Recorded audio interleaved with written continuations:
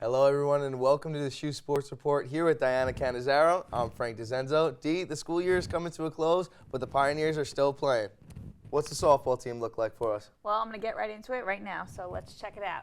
The Sacred Heart softball team wrapped up the regular season on Sunday, but before we get into their last doubleheader of the season, we're going to jump back to Thursday at Quinnipiac, where they kick-started their 5-game road trip. It wasn't an easy start for the Pioneers as they went scoreless against the Bobcats in not only the first inning, but through the remainder of the game. Sacred Heart managed to put at least one on base in each of the first 4 innings, but couldn't seal the deal to bring anyone home for the score. The Bobcats won 1-0. On Saturday, the Pioneers traveled to Brooklyn to face Northeast Conference opponent LIU Brooklyn. Game 1 started off with a tie as each team hit solo home runs, but then LIU took the lead when they hit a single in the top of the 4th, and with a stolen base were able to score a run and win 2-1. Moving on to Game 2, the Pioneers started with a 1-0 lead in the 3rd inning. Haley DeRogers hit one to center field to send home Andrea Sador for the run. Sacred Heart pitcher Jamie Carlson struck out 11 batters through the first 4 innings, but SHU's offense couldn't get anything going.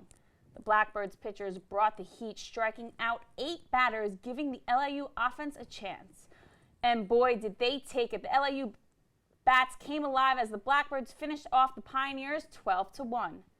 Then for the final doubleheader of the season, Sacred Heart traveled to New Britain, Connecticut to face in-state rivals Central Connecticut State University.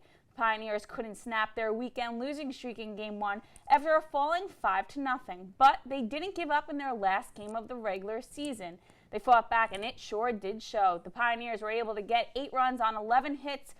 Caitlin Fillmore went 3 for 4 in this game, knocking in 3 runs and scoring 1 on her 5th inning home run, which totaled 3 home runs for SHU. Fallon Bavino sent a 2-run shot over the fence in the 3rd, and rookie Chloe Weeks took another homer into left field to get another run in the 4th. The Pioneers were able to close out the season, winning this game 8-5. Sacred Heart finished the 2016 season with a 13-34-2 overall record and went 4-12 in league play. Aaron is in our update corner this week. AB, I hear we have a team that clinched an NEC tournament playoff berth this weekend. Tell us about it. Thanks, Diana. Now, a 13-10 win over the Blue Devils of CCSU clinched an NEC tournament berth for the women's lacrosse team for the first time since 2012. Central Connecticut opened the game on a 3-0 run, but the Pioneers were unable to close the deficit to 6-4 before heading into the locker room. When they took the field again, SHU used a 4-goal run to start the half and a 4-goal run to end the half to close out the victory. Caitlin Delaney led all players with 6 points on 4 goals and 2 assists, while Kylie Calandra and Jesselyn Joseph each had 3 goals and an assist. Women's Lax closed out the regular season at Bryant this past Sunday, where they fell 16-5. SHU held a 4-2 lead early in the first half, but a 7-goal Bulldog run put the Pios in a 5-goal deficit. Bryant outscored Sacred Heart 7-1 in the second half and outshot the Pioneers 36-15 for the entire game. Delaney and Alyssa Pierce led the way for SHU with a goal and an assist each. With the loss, Sacred Heart will head to the NEC Championships as the 4 seed and will take on Bryant as they try to avenge the loss on Friday. The 2016 men's lacrosse season came to an end with a 15-10 loss to Hobart this past weekend. After the Statesmen stretched the lead out to 7 late in the 4th quarter, the comeback was on as SHU scored 4 unanswered goals to cut the lead to 3 within 2 minutes left.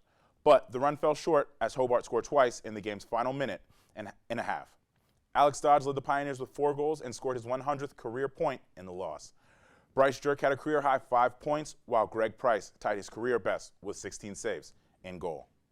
In the Coach's Corner today, we have head track and field coach Christian Morrison, who's going to give us a little preview of this weekend's NEC Championships. Thanks, Aaron. I just sprinted over here from the desk to get the inside scoop of the SHU track and field teams from head coach Christian Morrison. Thank you for joining us today. The championship season is upon us as you travel to New Britain for the weekend.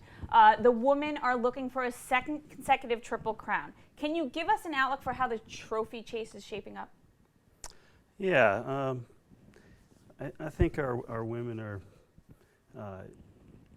ready for the weekend, and we're pretty healthy overall, which is always a big thing in track and field. It's a sport where there's a lot of injuries, so being healthy is really important. And we've got a couple people dinged up, but overall I think our health is good. And I really see it coming down to ourselves and LIU Brooklyn again. Over the past 3 years, it's really been a two-team battle for the most part. I think Central Connecticut might have something to say about the championship too. They were third at our indoor championship, and since they're the host team, I would think that being home is going to give them a little bit of a boost. So I think they'll be in the mix a little bit too. But in the end, it's likely to come down to ourselves and LIU, and it'll really just be a matter of which team performs better. I think both teams are very closely, or the two teams are very closely matched. And indoors, it was a 7-point win for us, and that's tight. I mean, indoors, it really came down to the last couple of events, and that could be the case again. Our women performed marvelously indoors. I mean, they really did everything that they needed to do that weekend to win that indoor championship. And they're going to have to do the same thing for the outdoor championship. You know, if LIU outperforms us, they got a great chance to win too. So we'll see how it turns out. But I feel really good about the team that we have and the character of the group and how well they perform in pressure situations. So, right. You know, I feel pretty good about our chances, but. All right. It's not like we're going to walk in there and it's going to be any definite thing. Right. Well, it always comes down to that day and that moment. Sure. But the men's team, they performed well at the indoor meet. How do you think they will shake up the team standings? Well, I do think on paper we're like the third best team, and that's where we finished indoors. And same two schools I talked about, LIU Brooklyn and Central Connecticut, are the favorites on paper. But anything can happen in a weekend, and I wouldn't rule out or say that we don't have a chance to win. I think that we do. I think there's 6 teams actually that are in the mix on the men's side. It's a lot more interesting, I think, on the men's side because St. Francis of Pennsylvania has a really good team, and Mount St. Mary's has a really good team, and Fairleigh Dickinson has a really good team. So there's really 6 teams in the mix. And for our men, they're a little more dinged up in the women's team. We have more question marks from an injury perspective. Guys who we think will be ready to go this weekend, but we're not absolutely sure about it. So I think we could finish anywhere from 1st to 6th, and there's not going to be a big difference between finishing 2nd or 6th. Yeah. So again, it'll come down to those points and the 8th places and 7th places that you need to accumulate points, not to mention the 1sts and the 2nds and all that. So. We'll see how it turns out, but our guys will have to perform really well to have a shot. Right. And speaking of the men's team, let's talk about Sean Ferguson. He's a 2-time scholar athlete. He's had an outstanding year, from winning the league cross-country crown and being named MVP at the indoor meet. Can you give us a feel for really what makes him tick? Well, I think he's pretty single-minded about. I don't know if he'd be single-minded about 2 things, but he's a very diligent student, and then aside from doing well in school, it's all about running for him. I mean, it's always been about becoming the best runner he can become, and I can't honestly tell you exactly what makes him tick. I mean, he came in as a freshman, I would say.